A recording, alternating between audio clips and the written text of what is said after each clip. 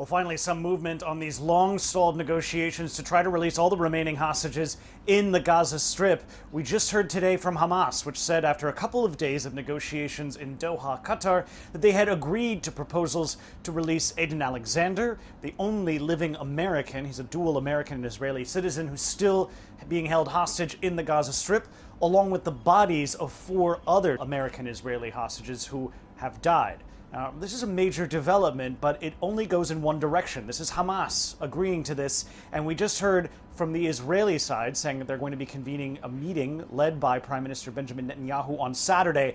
But already in this statement, it sounds as though they're pouring cold water on this proposal. They're saying that Hamas remains steadfast in its refusal and has not budged a millimeter, and at the same time, Hamas continues to engage in manipulation and psychological warfare.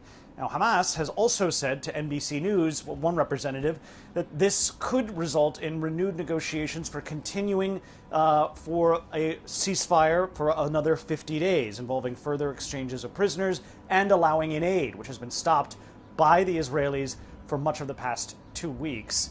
Now, this is, again, a major breakthrough, but we're still not going to know much about whether or not this is going to work or whether or not we're going to see further negotiations until that meeting held by the Prime Minister here in Israel on Saturday night. Matt Bradley, NBC News.